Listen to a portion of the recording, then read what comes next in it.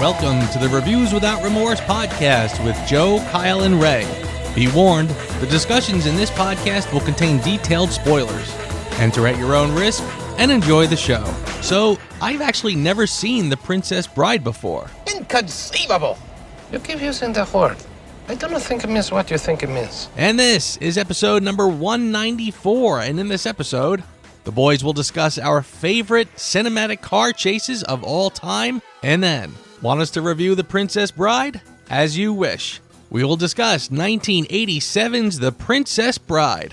Apologies to Ray's wife Sarah in advance. Have fun storming the castle. Gentlemen, what's going on? We views is what bring us together today. Well played. Thank you. I've been saving that one.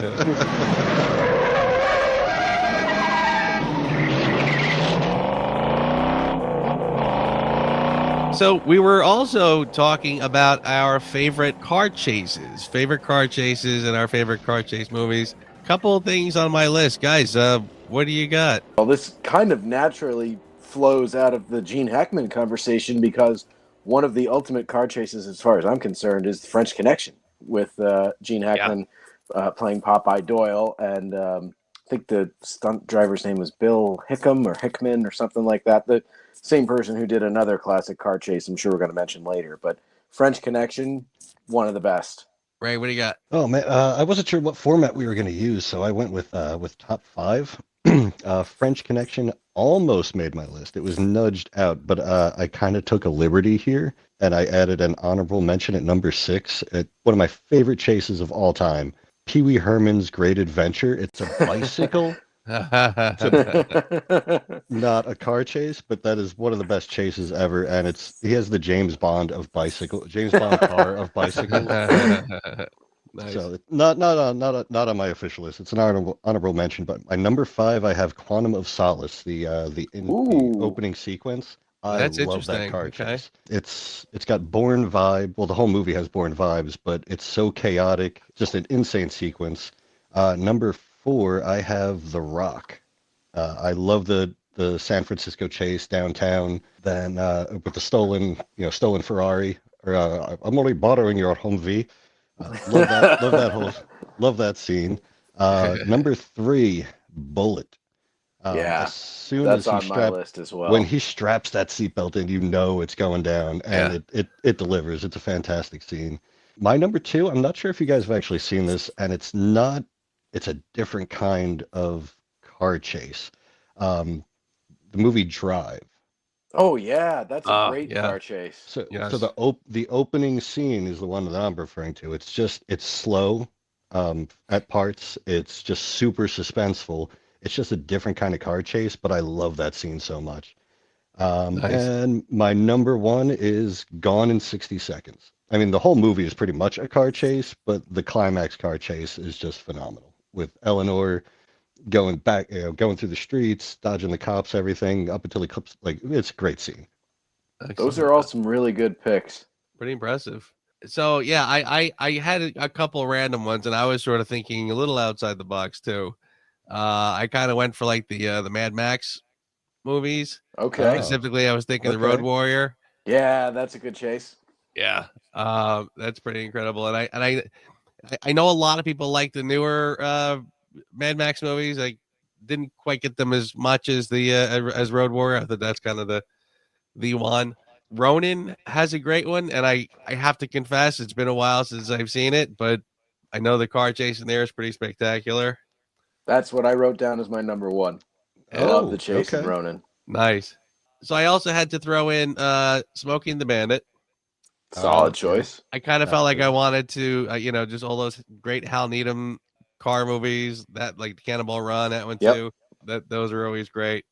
Cobra. Can't believe I almost forgot Cobra. 1986, Sylvester Stallone. 1950, Mercury. Wicked car chase.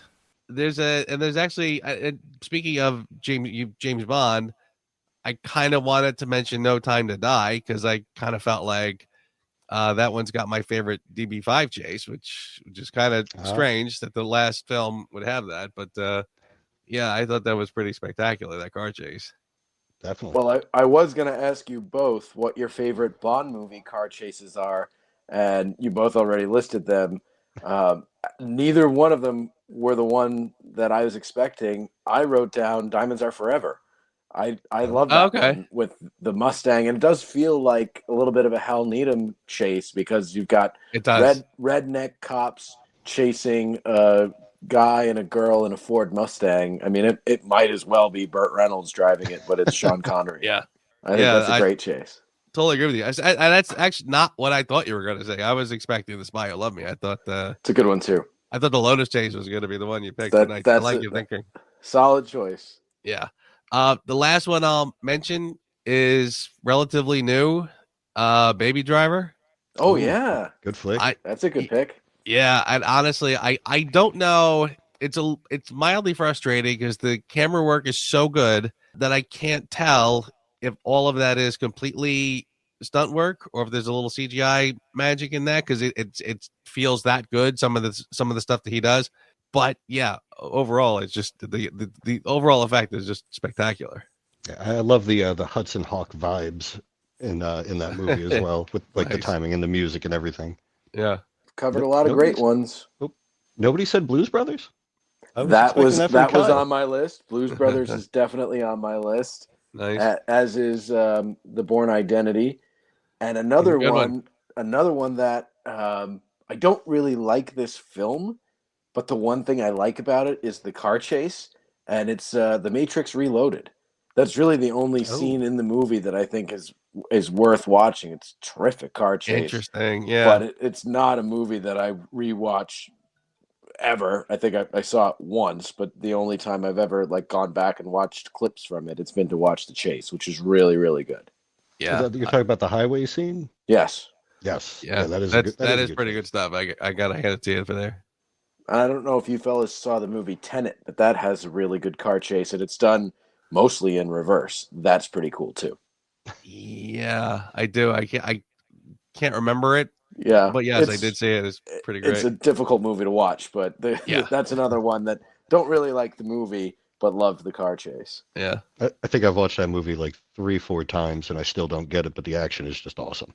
Yeah, that's how I feel about it. It's that movie is certainly style over substance. The one thing I want to say too, well, we can't do O.J. Simpson, but a lot of these. Where's this going? I hate watching these cars get destroyed. Like a lot of these have really, really gorgeous cars, and I'm not like a motorhead or anything, but like just bouncing up and down in San Francisco, smashing on those giant hills. I'm like, oh my god, you're like ruining that beautiful thing. Mm. How was that a segue to O.J. Simpson? No, it wasn't. I had on my list that somebody was going to say O.J. Simpson was their favorite car chase in a movie. Grandfather's here. Can't you tell me I'm sick? He'll pinch my cheek. I hate that. Maybe he won't. Hey, how was this sickie? Huh? I brought you a special present. What is it? It was the book my father used to read to me when I was sick, and I used to read it to your father. And today, I'm going to read it to you. It was a time when life didn't seem so complicated. Marriage is what brings us together today. What? A bedridden young boy's grandfather reads him the story of a swashbuckling farmhand named Wesley who must rescue Princess Buttercup from the no-good Prince Humperdinck, accompanied by the companions he befriends along the way. Wesley encounters numerous obstacles, enemies, and allies in his quest to be reunited with his true love. Written by William Goldman, directed by Rob Reiner, 1987's The Princess Bride. Gentlemen, what say you? What do you think, rodent of unusual size? Oh man, I think the opening says it all. Fencing, fighting, torture, revenge, giants, monsters, chases, escapes, true love, miracles. It's a perfect film. It has everything. Joe, our illustrious leader, what do you got? Well, I'll start out with a confession. I know this is a beloved movie that a lot of people really, really like and kind of hold as in very high regard. I don't think I've ever actually sat down and watched this film from beginning to end. So this was I'd seen bits and pieces here and there, so I knew what it was. But this was the first time I genuinely just sat down and watched it from beginning to end. So now, what were your expectations going in? To be honest with you, I think it was when I sat down to watch it, it was pretty much what I expected. And that is kind of fluffy, fun. I think this is a film that really doesn't take itself very seriously, for better or for worse. You know, I mean, this is clearly a fun movie that, you know, people are meant to have fun with. So I get why, and it's endearing. It's an endearing kind of movie. I don't know if it worked for me the way it works for a lot of people. You know, again, I don't have any issues with it per se, but it for me, it kind of has a TV movie vibe to it that I just feel like, all right, it's fun and it's cute, and that's kind of it, really. I think a lot of people who've never seen it before go into this expecting to see like a costume drama with lots of bonnets and corsets and big Renaissance era gowns, and aren't expecting a comedy. And they don't think that it's going to be as witty or as comical as this movie is. I don't know what your experience was, if you knew that it was a comedy or if you thought that... I expected. No, I knew enough about it. Like, again, I feel like this is one of those things where I've seen so many clips and pieces here and there that I clearly knew what it was. Just didn't really see it all in its proper context. Yeah, so it wasn't like I was walking in expecting, you know, swords and sorcery and something serious, and then kind of got, you know, this. Oh, I get it. I knew what it was, and it you know, but yeah, I find it to be also a little small feeling, which is sort of, you know what I mean? Like, I feel like you could tell there's a lot of scenes that are built on sets. Which, again, that's what movies are. And they're trying to create this other world. So yeah, obviously that's a thing. And this is also not, you know, this is 1987. So it's not like no CGI going to fill in the background. Yeah, exactly. Right. But yeah, I mean, honestly, it was kind of, I just sort of, I guess if I'm going to stick needles in it, which I don't want to, because again, I know everyone kind of really likes this one. Without remorse, Joe. Without remorse. That's right. This is true. This is true. No remorse. We don't hold back. I guess there's just certain parts of it too that just kind of, I know you're not supposed to take it very seriously, but there's parts of it where I'm like, wait, really? What? Like, put it this way, the guy, her true love, shows up and he's wearing a mask, but he's not disguising his voice. I mean, like, how do you not know that that's Cary Elwes under that mask? You know what I mean? He's been missing for years, Joe. They're very comfortable, and we're all going to be wearing them someday. Which came true for a couple of years. Yeah. Oh no. So I guess I was sort of like, I mean, you know, then the part when, you know, she shoves him off the cliff and he goes, "As you wish," she goes, "Wesley, oh my God," and she jumps after him, and it's like, you really had no clue until he said that who this guy was. But you know, but again, it's all meant to be fun. I mean, there's a lot of this is I think, I don't remember if we actually talked about this one. I think we did when we mentioned our quotable movies. We must have. If not, we should have, because there are so many good quotes in this movie. Yeah. I mean, I had mentioned that this is like Sarah's favorite movie, so she quotes it all the time, and there's definitely some bangers in here. Yeah. I mean, honestly, just inconceivable. You keep using that word. I don't think it means what you think it means. Right. I don't think it means what you think it means.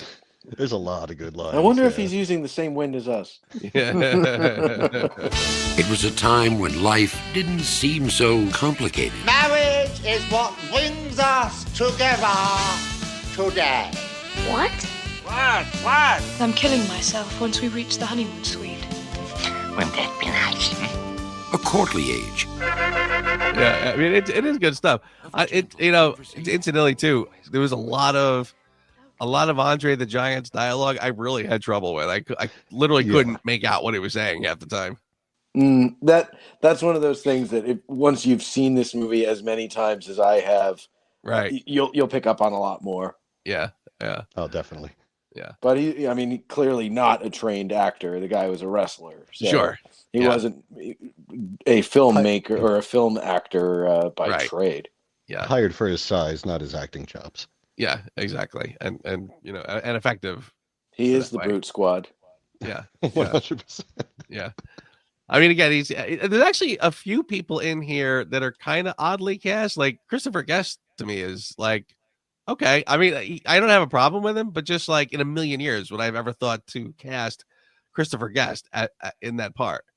Well, there's a man who has a very, very impressive range, because if you watch a lot of the films that he's directed, he's playing wildly different characters in A Mighty Wind versus Best in Show versus Waiting for Guffman versus This Is Spinal Tap. Like every character he plays is totally different from the last, and he plays them all really well. So the guy's got some depth to his acting. Yeah, I like I said, I will not detract at all. I mean, he performs very well in this. It's just, like I said, it just would not have occurred to me to pull him into this one. I mean, I think all the other performances are really good. I mean, they all work pretty well. The sword play is a lot of fun. I think Mandy Patinkin's character is great. He's another one that you could very endearing.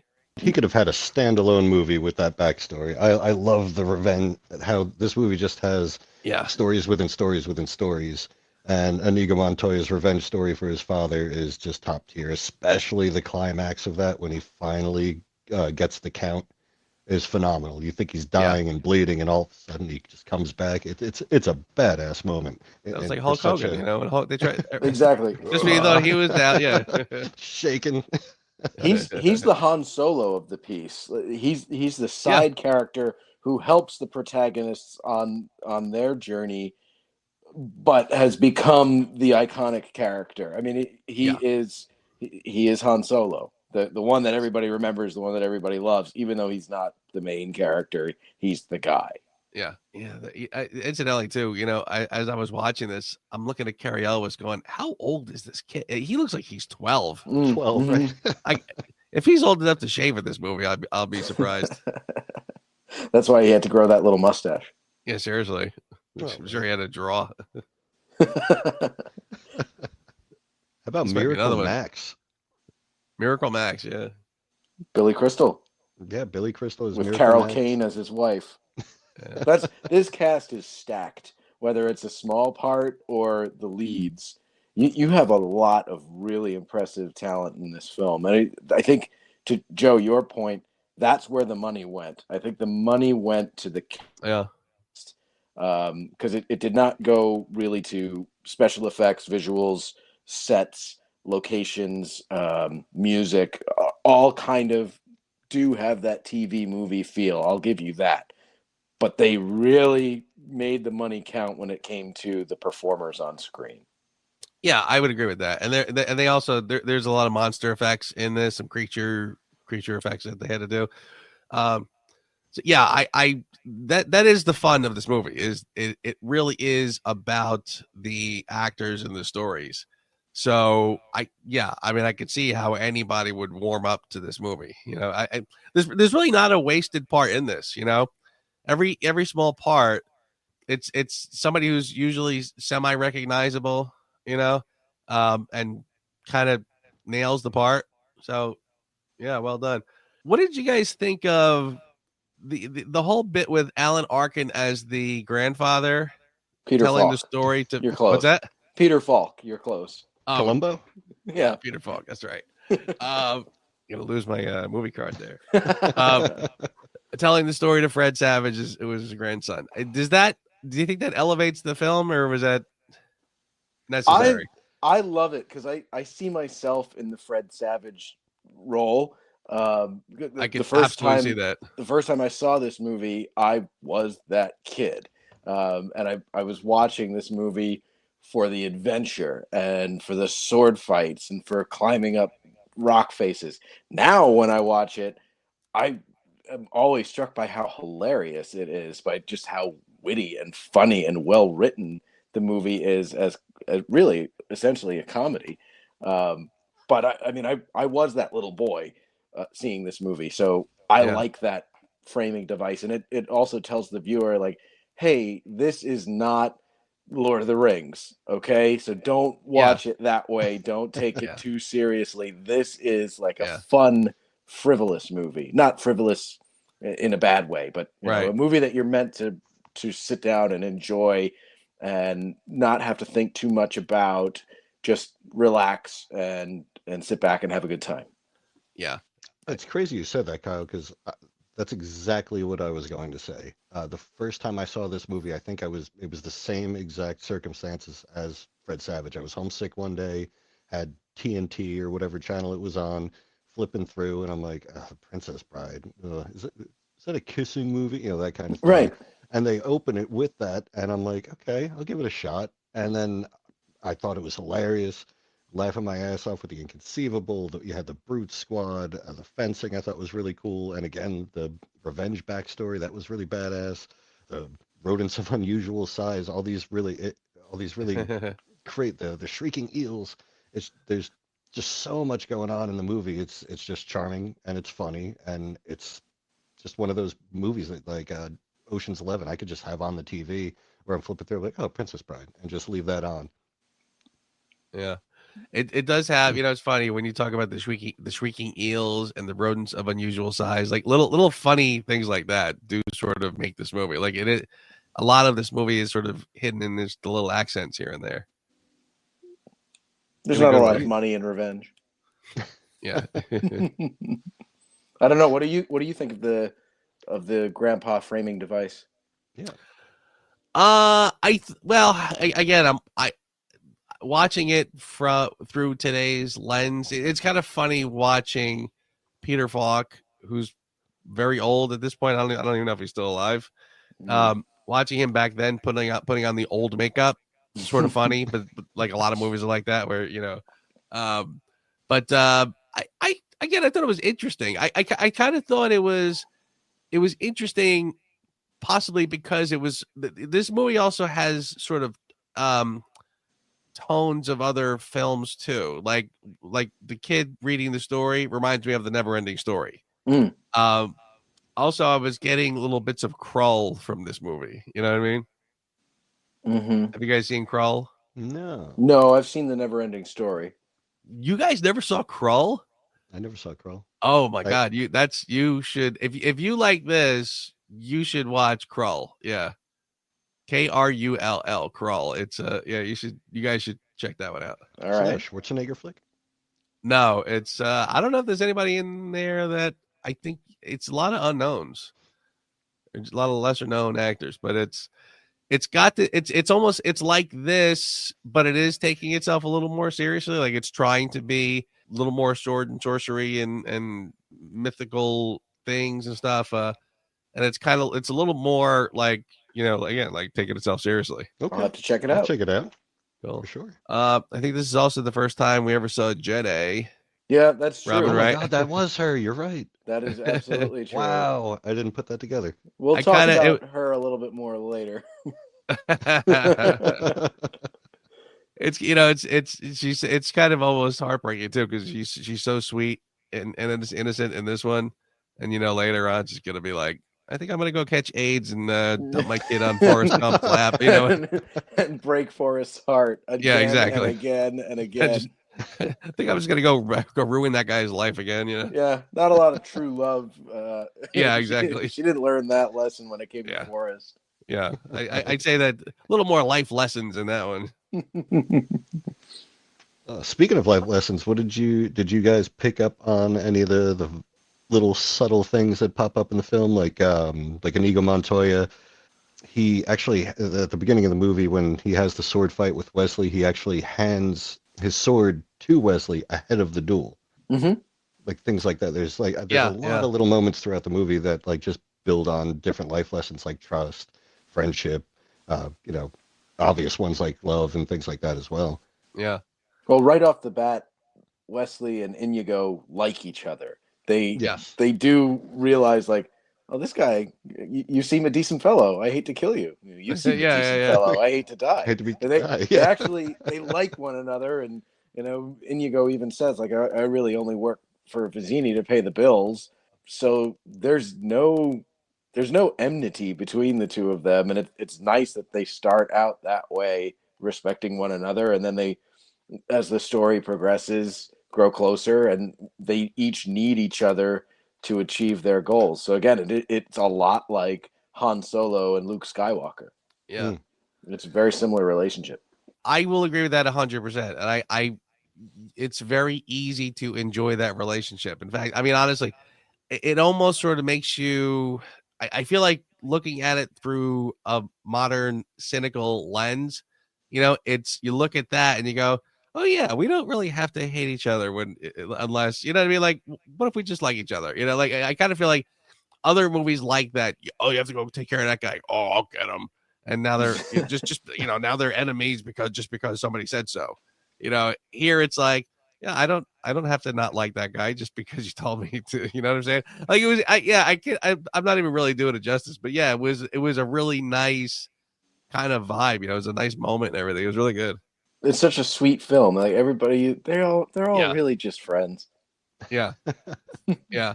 I mean, it is funny. The alternative to that, though, I will say, is like, I kind of felt like I wasn't understanding why the bad guy in here, the Humperdinck, whatever, like why he hates what's his face so much, like why he hates Wesley. Like, it's almost like I didn't get that he, if I was buying the idea that he was madly in love with the girl whose name I forget now. Buttercup. How could you? Right. You forgot Buttercup? Really?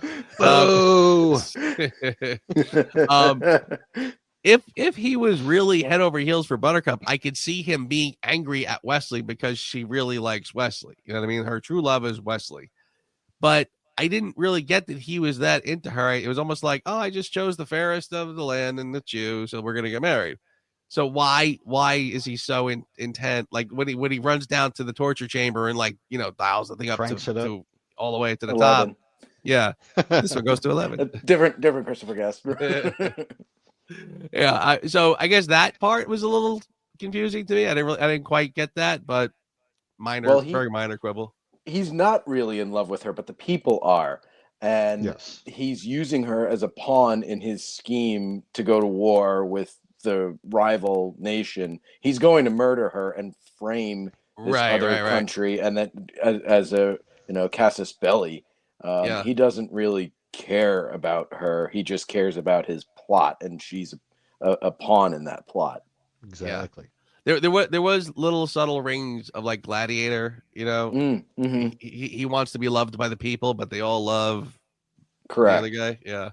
So I mean, if the people love her, her murder will garner him sympathy, and right. Then they can go off to whatever political aims he's looking to achieve. Of gentle conversation. I will always come for you. But how can you be sure? This is true love. Oh no. Is this a kissing book? No. Actually, there was a lot of treachery, peril, and revenge. Prepare to die. How about your what was your guys' favorite scene? I mean, there's so much that happens between fencing on the cliffs, the apocalypse cloak, the torture chamber. There's so many great little scenes throughout this movie. What do you guys? What was your favorite part? I think the fencing is terrific, and as I'm watching it, I don't really see the seams where it's Cary Elwes and Mandy Patinkin, and when their stunt doubles take over. I mean, it's very well edited, and I wonder how much of that they actually shot themselves, and how much choreography went into putting that scene together, because I think it's terrific. I actually will echo that. I think that is probably also my favorite scene, because again, I just kind of like the dialogue between the two guys. I think this is probably a very fun movie to write. I think this is a writer's screenplay, meaning, you can really sink your teeth into writing good, interesting dialogue scenes with a film like this. And I think that really works. With regards to the stunt work in it, I again, not to be I feel like I'm going to be that guy on this one, but that's all right. It was Ray just last week. week. Yeah. The thing I kept noticing was every time somebody would do like a flip, and every time they landed, the dust in about a 3 feet radius would go up because you could tell the dust is covering the mat underneath, so they're landing on a soft mat. So the dust like 3 feet away would bounce up. I kept noticing that. It was funny. I thought you were going to say Buttercup's bearded stunt double. There's a couple times when you could totally tell, like there's a dude in a dress playing parts for certain stunts. That's where you see the seams, not in the fencing, but when Buttercup jumps down the ravine and rolls down the hill. You certainly see it there. Okay, that's funny. One of the things that I don't like, and it's not, I mean, it's hardly a criticism because they could only work with the ingredients they had, but this movie deserves a bigger budget.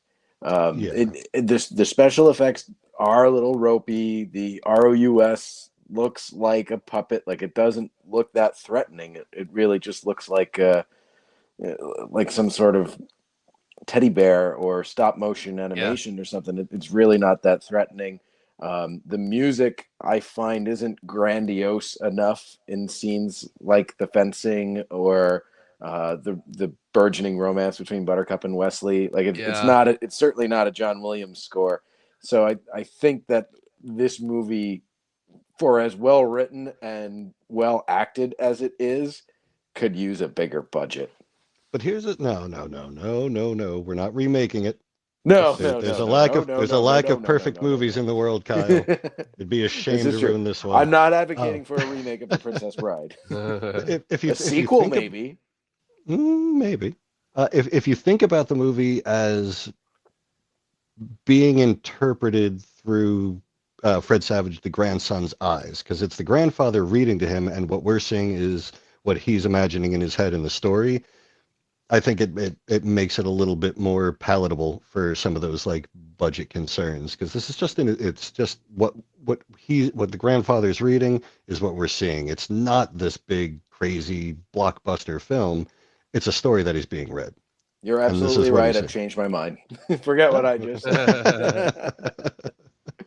Well, it's funny. I kind of agree with that wholeheartedly. First off, you're kind of tapping into the one thing I was going to save for my Who Asked You. I thought the score was dreadful. I thought the score was really bad. Like, there was to the point where like I for the most part I didn't even notice it, but when I did notice it, I was like, oh, this is really not good. That music is really not good for this. Again, I wouldn't advocate for a remake either, but if somebody kind of redid it and rescored it with some other kind of some music from someplace else, that could be an interesting little experiment. And I kind of feel like, Rob Reiner directed this. And I kind of feel like, he's another one. I certainly would not exactly call him an auteur director by any stretch, but he does enough solid stuff. He's kind of like Ron Howard in that way, where he's kind of a solid staple, and he usually does decent stuff. But it's funny when, like, he only did 2 years later, he did When Harry Met Sally.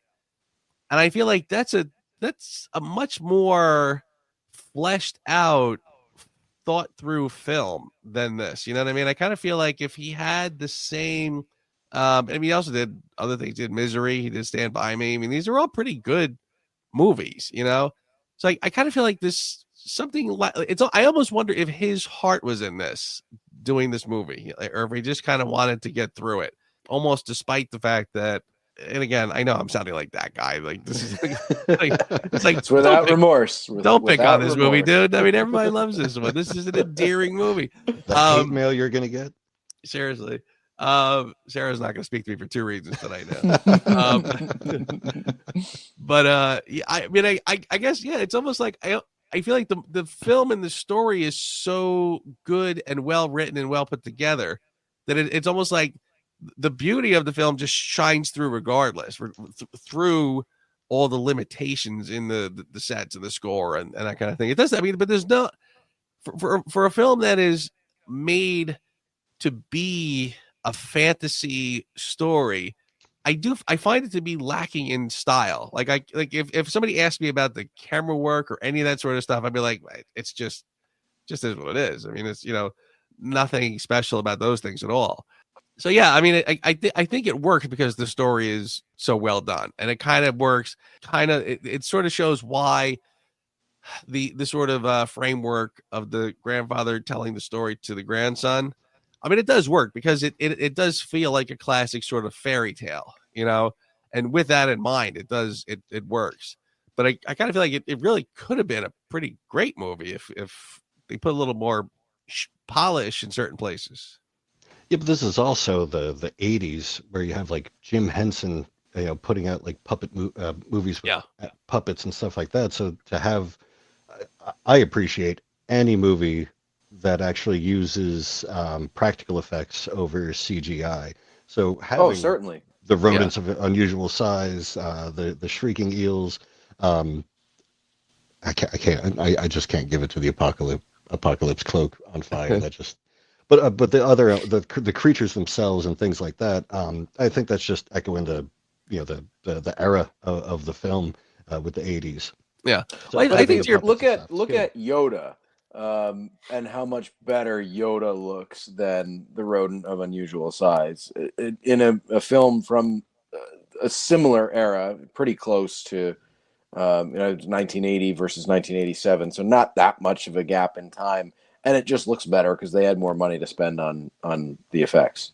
Yeah, well, and to your point, Ray, honestly, like if they got like a Jim Henson, I mean, Jim Henson was doing a lot of things around this era where he was building these puppets that, like, some of them were pretty scary looking. And I kind of feel like if you had some of those faces on these rodents or the eels, like the eels, I kind of thought like, yeah, they just look like it's got a big mouth and fangs and it's scary, but don't show a lot of it because it looks a little silly, Right. But yeah, I mean, like that's what I'm saying. I feel like if you pulled in that kind of talent to sort of work on this stuff, you probably had something that's pretty impressive. I mean, I also will concede that I think that if you try to make it a little too serious or a little too whatever, it might take away from the lightheartedness of this. Mm-hmm. You know what I mean? Like there's a reason why Billy Crystal and Carol Kane popping up to do the shtick sort of works in this, because again, we're kind of winking at the audience and saying, we're all having fun here and that kind of stuff. So if you did try to get a little too serious with it, it might have kind of backfired. So I could just be dead wrong on that one. No, I think you're pretty spot on, and I haven't read it personally, but the book is a completely different vibe than what you get from the movie, apparently. The book is like very serious, and they went in a completely opposite direction to make the film, which I think just works really well, because from everything that I've heard from people that have actually read the book, it's not as entertaining, not nearly as entertaining as the film. I think without the humor, this is just another fairy tale without anything particularly memorable about it. I think the reason why we keep going back to this movie and why we like it so much is because of how quotable it is and how funny it is, and yes, there's some good action in it as well, but it's really for Miracle Max, and it's really for Andre the Giant, and it's for Inigo Montoya that we go back and watch Princess Bride over and over again. Yeah, I think to your point, I probably that's very much why I mentioned Krull, and everybody's going, what? Like that is kind of this movie, but done seriously, and nobody remembers it because for the reasons we're talking about. Never go in against a Sicilian when death is on the line.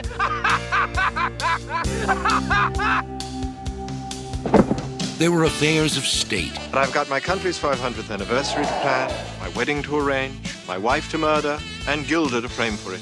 I'm swamped. I'll go out and say that I would put, Joe, you said that you like the writing and everything.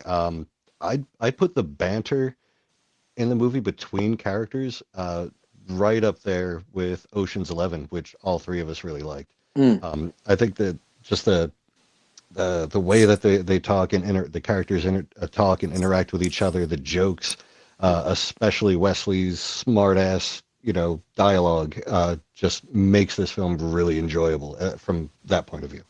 Yeah. Surrender. You wish you mean to surrender to me? Very well, I accept.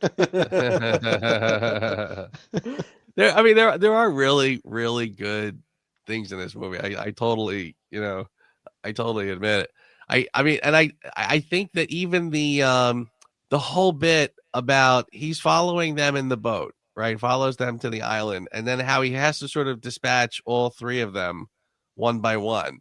Again, I conquered your blade, I conquered your strength, and then I conquered your intelligence. You know what I mean? I like that. I mean, that was really well done. I like that. I like how that sort of played out.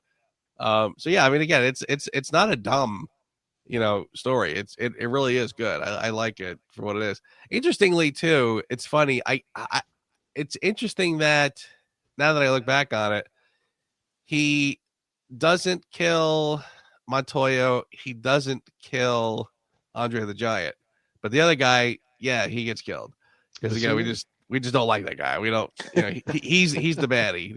But it's nice that again, it really is kind of I feel like I'm downplaying it by saying this, but it is a very sweet movie. It's a movie that you can't help but feel it is a very sort of good-hearted, sweet movie. Well, yeah, the only casualties in this movie, the only people that get killed are the really rotten people, Vizzini and Count Rugen. Everybody else survives because it's not that kind of movie. It's not supposed to be a bloodbath. This is a movie that, I would be comfortable showing to my nephews. Yeah. Absolutely. All of my kids have seen it already, and they all love it. And one of their favorite characters or scenes in the movie is the scene with Wesley and Vizzini when they're sitting there with the was it isocaine poison, the isocaine powder poison. Yeah. It's just, and the dialogue between the two is just hilarious. Yeah. Oh yeah. I actually, the other part that was kind of fun too is how the baddie's following. Basically, he's just a few feet behind him, basically, and at every stop, he's sitting there figuring out exactly what happened there, and it was kind of clever. I thought that was, it was like that was well done. Oh, when the Count, or was it the Count? Yeah, was it the Count or the Prince when he's Prince Humperdinck? Yeah, Prince Humperdinck is doing the tracking and everything. Yeah, but the way it's delivered makes it a joke as well. It's really funny.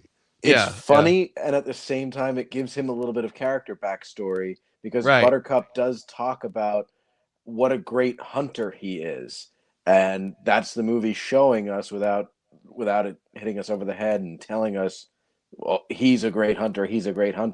They only say it once, but we see him acting out and figuring out and deducing what happened and following the tracks of his quarry. That shows the audience he's a great hunter. Yeah. Who's the guy in Shrek? The John Lithgow does the voice. Prince something. I can't remember his name, but I know exactly who you mean. Yeah, with the haircut. Yes. Right. The short, he's short with the bad haircut. Right. They could have easily sort of gone down that road with him and just made him completely just a total loser, totally ineffective, etc.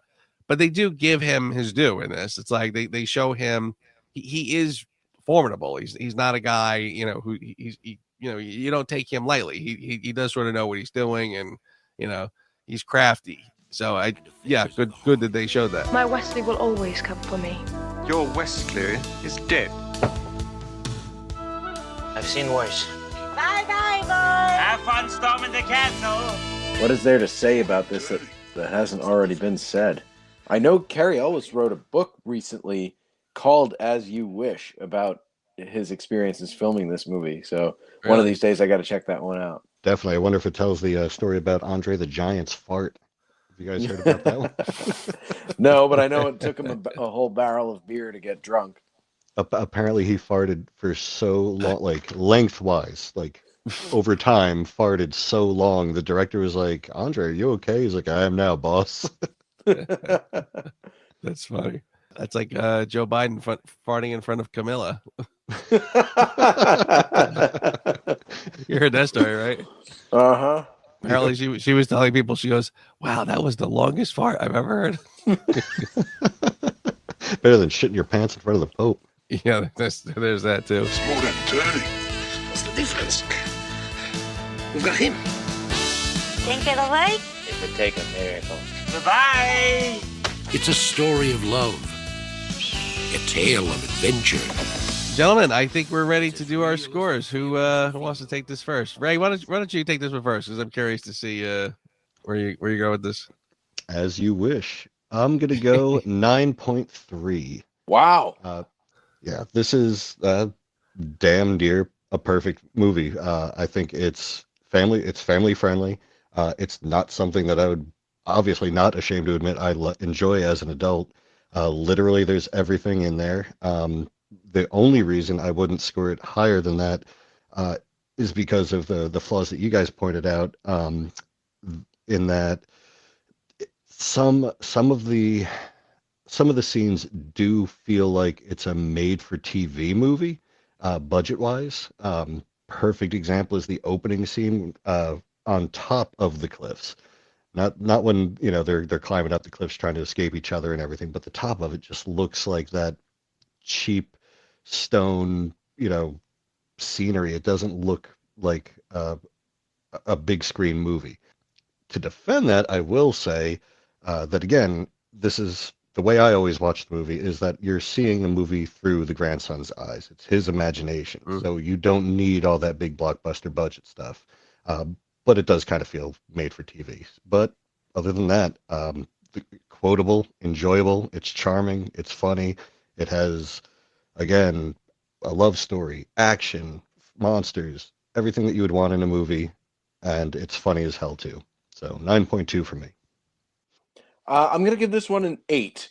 I love this movie so much. It's one of those that I pop in fairly regularly. I probably watch this movie like every other year or something like that, because sometimes you just get in the mood to see it. But one thing, and it really stuck out to me this time, that I noticed is how much I dislike the score. Other than the love theme for Buttercup and Wesley, it wasn't working for me, and it did cheapen the film a little bit. And I thought that the movie deserved a little bit more grandiosity with the music. So that's why I didn't go as high as a 9. And there's another reason, but we'll get to that in a little bit. Okay. All right. Well, I'm going to be that guy. Oh, no. I'm not going to trash it, but honestly, I really personally, I find it very difficult to go too high on this. I feel that it's a 6 personally. Yeah, I know. I really feel like of the Thomas Crown affair. This is because of the I really do feel like a shitheel giving this such a low score, but because again, I know it's a sweet, fun movie, but yeah, I guess I just can't get past the idea that it looks. It's almost like I get the impression that they're having fun making this, but it's like, but I'd like you to put a little more work into making this like a real movie. There are so many weird parts that really do look cheap. Like it's almost like this was like a play, that was sort of turned into a movie, the way it's kind of done. But yeah, I mean, again, I like the story. I like the writing in it. I think that there's a lot of fun parts. Like you said, it's very quotable. But yeah, I mean, I for me, it's not something I'm gonna track down and watch too often. So somewhere, I'll pull a Ray and I'll give it like a 6.5 or something. I wonder if you live with this movie for a little bit of time, if you'll wind up revisiting the movie in the future, because I do feel like nostalgia plays a big part into why we like this movie so much. So I'm curious to see how you feel about it after you've lived with it for some time. I'll do you one better. You know when it might take a sort of effect, if I sit down with like my granddaughter at some point, and if she takes to it, it might sort of melt grandpa's cold heart a little bit, something like that would probably be what it would take. And what would be more appropriate than watching it with your grandkids? Honestly, absolutely. Yeah, it's just perfect. For your consideration, Ray. Oh, for your consideration, that's the good or the bad? The good. I always forget. The good. All right, you're for my consideration. Ooh, it's again. I feel like a broken record. And I just keep repeating myself. There's just so much good in the movie. you can look past the flaws, whether it's the dialogue, which is excellent. I think the acting, everybody, with the exception of one particular person, which I think I'm going to leave that for Kyle, because he's been hinting at it this whole time, and I know exactly what I think. I'm pretty sure that's where you're going with it. But everything else in the movie is damn near perfect for what it is. It does not have the biggest budget. It has an awesome cast. Literally everything that you would want to see in any movie is all wrapped up into one movie, granted the budget limitations. And again, scapegoating here, but if you view it through the eyes of the grandson, this is what he's imagining in his head. It doesn't need to be this giant blockbuster film. And other than that, it's perfect. Damn near perfect. Kyle, what you got? Billy Crystal and Carol Kane. I love that scene with Miracle Max and his wife. They are hilarious. It's one of the most quotable scenes from a very quotable movie. I look forward to that scene every time I watch this film. I'm not a witch, I'm your wife. But just stuff, the back and forth between the two of them is flawless. I get a kick out of them, so it's gotta go to Billy Crystal and Carol Kane. Mostly dead. Mostly dead. Mutton is nice and lean. After Sarah hears your opinion, Joe, you're going to be on mostly dead. Oh, I know I'm on the shit list for a while now. And again, I feel like it's a little kind of obvious, but I'm gonna go with I like the relationship between Wesley and Montoya. I think I really like. And the two of them are very well cast, by the way. Like, they have good chemistry together, so I think that works really well. And I think it's a smart screenplay. I like it. It's fun. I mean, honestly, this is a movie. Honestly, I would probably almost listen to more than I'd watch it. You know what I mean? Like if it was playing while I was sort of doing something else, and I could just hear it, or even just like hear it while I was driving or something. Like, again, I think the dialogue is really good. So I think audibly it's a pretty intelligent movie. But who asked you? I know Kyle's got one that's been simmering for a while. I'm dying to hear this. Robin Wright's accent. Why? Why put on this faux English accent in a movie that does not take place? I mean, it takes place in a fictitious nation. Why is she speaking that way? And why is she the only one who speaks that way? I could understand if they all spoke with that, like, very affected pronunciation. All right. But no one else does. So why is she doing that voice? And it sounds so fake. And it does kind of take me out of the film a little bit. I know what Robin Wright's real voice sounds like, and I've heard her do other accents before. There's a film where she plays an Australian character and gets the voice spot on. So I don't know if it was just a lack of experience why it doesn't sound that great, or if she was doing that deliberately, but it really annoys me and takes me out of the film. Yeah. I get that. I agree with you. I think it's probably just, okay, you're the fair maiden. Oh, the fair maiden. That's what it is. Right. It seems cliche, but again, yes. To Ray's point, perhaps that's how an 8-year-old boy would envision a fair maiden. So maybe I have to change my mind. Ray, what do you got?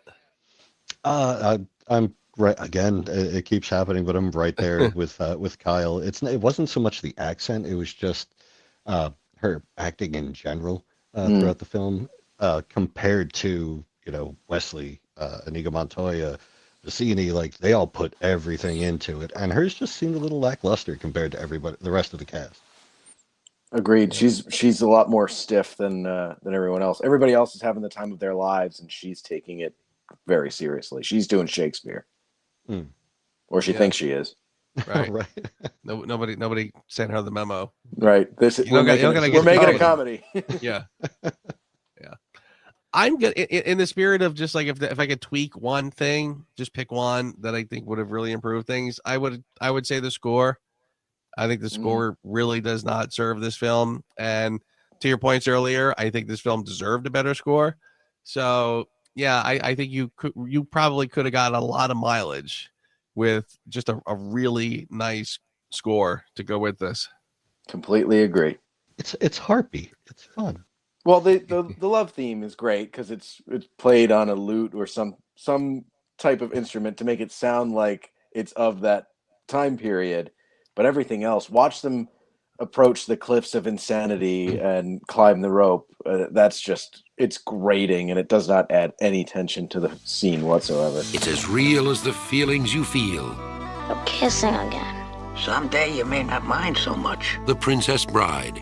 Not just your basic, average, everyday, ordinary, run-of-the-mill, ho-hum fairy tale. Fellas, I think that is the Princess Bride. And again, thank you for forcing me to finally sit down and really watch this all the way through. And I don't mean that as a bad thing. I'm genuinely serious. I've never really given it a chance before, and I feel like I finally sat down and watched it proper. So it was and again, like, you know, it's not going to change my life, but it was a fun little movie. Will you come back and watch it with us tomorrow? No. I'm going to get off this call and go watch it again. As you wish. He's going to go rat me out to Sarah. Joe doesn't like this movie. Oh, she's going to hate you. So you're in trouble. All right, gentlemen, thank you again. And we will be back with another one real soon. Have a good one, guys, gents. Take care. Thanks for listening to the Reviews Without Remorse podcast with Joe, Kyle, and Ray. Join us here every Thursday for a new episode. You can also find our episodes on our YouTube channel. Check the link in the description. All clips in this podcast are for commentary and critique and are considered fair use. No copyright infringement is intended. My sweet Wesley, you've returned to me and our love. Through my years as the dread pirate Roberts, all I could think of was this moment. You must have suffered greatly. Well...